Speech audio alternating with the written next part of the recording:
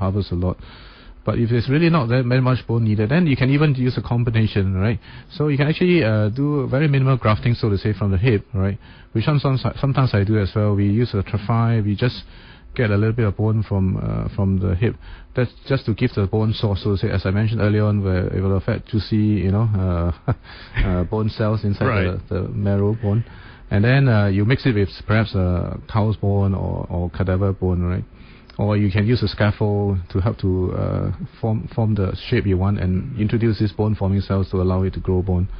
Right, thank you so much, Samantha, for your question. If you too have any questions for our guest, Dr. Fan, please call in right now to 669-11938, 669-11938.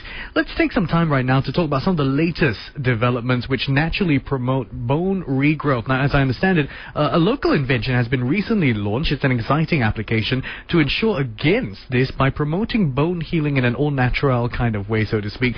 It establishes a strong jawbone foundation through a scaffolding process. Yes. And this is purely natural as well. Yes. This is a local development. Tell us a little bit about that, Dr. Fan. What exactly is this process and how does it... Okay. As you say, it's a scaffold, right? So basically, what you mean by scaffold is really what the word means is a structure that forms a certain form or shape. So if you look at buildings that needs painting, for example, the wooden structure that is called a scaffold. So essentially, the scaffolding idea is really to provide a structure, a space actually, for bones to grow into, alright, okay? And of course, in the human body, the best scaffold will be something that actually can give you the shape, allow the bone to form back into this particular position, and then dissolve very naturally. So that's how actually we've been working together with industrial partner and developed this so-called bioscaffold, which has been used to help to regenerate bone. At the moment now, the application is in very limited areas, which is really the dental socket alveolus, right? And essentially, what the scaffold does is just provide a space for bone to grow into, all right? So the healing process or the bone growing in process is natural. It's completely natural. It's the patient's own bone actually that's growing. So it's nothing artificial about it. Do you still need to graft any basic ones first? For the scaffold, the bioscaffold that we're using for, say, after extractions, right? There's no need to graft because naturally in an extraction socket, what happens is you have blood flowing in after the extraction, right?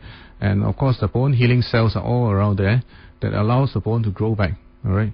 But what we want to do is to limit the amount of bone loss because as I mentioned earlier on, when the bone grow back, they do shrink a little bit, alright? They shrink a little bit and lost a few millimeters, 1 to 2 millimeters of bone easily. So we want to keep that little bit of bone.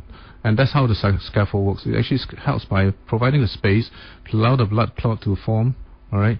And form in fact a slightly better, more exaggerated way actually. And at the same time, on its own, it doesn't interfere with the healing. And the structure itself gradually dissolves over a period of 3 to 4 months. Just nice for you to put an implant, really. And so afterwards, you would have the desired amount of foundation and structure in place already. That's how quick it is. That's the intention, that's right. So basically, a scaffold is there only to provide the initial so-called platform for bone to form. And once the bone starts coming in, forming, then the scaffold dissolves away, all right? And that's how it's meant to work. That sounds really exciting as well. I can't wait to see practical applications of this. Is it already available for widespread use? I mean, we are actually starting to use it on the dental alveolus. That means the jaw bone that holds the teeth. So for people who have extracted the teeth, as I mentioned earlier on, there will be a lot of bone resorption in the initial first few months. And that's the one that we want to prevent it from happening.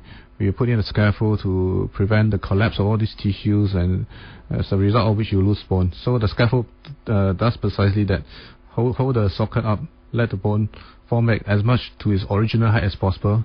And in fact, we have done a trial and we did show some promising results, or even some little bit extra bone growing actually. Professor Fan, just before we end off, I want to take the time to entertain a phone call right now from one of our listeners at 669-11938. We're joined by Magdalene. Hi, Magdalene. Hi, good afternoon to you. Go ahead with your question. My question is, I had a tumor being removed from my 2 front teeth and currently on denture. Because of the bone loss there, being hollow there, my gums are shrinking, and I want to know how is this going to affect both of my, the rest of the other tooth. Thank you, Magdalene, for your question. Dr. Fan, is this is what we've been talking about all day as well. How is this? Is it going to spread and affect the rest of her teeth? Well, once you have lost some teeth, obviously she's now wearing a denture, as she mentioned, if I didn't hear incorrectly.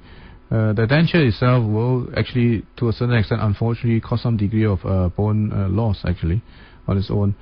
How does it affect the rest of the teeth? Obviously, the area that's most affected would be the immediate teeth that's next to the area that's teeth.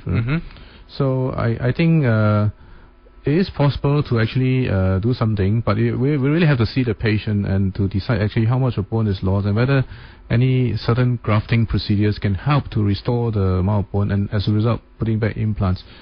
Now, I keep talking about implants, and I'm sure in this program you have many doctors who come here talk about implants before. It's because, generally speaking now, this is perhaps the most so-called natural way of replacing a missing tooth, rather than having a denture or a bridge that spans the area, but actually doesn't really physically get itself embedded in the bone and providing support for the particular tooth. Right, so those are some good options perhaps for you to consider. Magdalene, thank you for your call. Dr. Fan, thank you so much for speaking to us today. Thank you. Our guest on the program has been, of course, Professor Victor Fan. He's an assistant professor with the Faculty of Dentistry from NUS. You've been listening to another edition of Body and Soul. I'm Daniel Martin from 938 Live.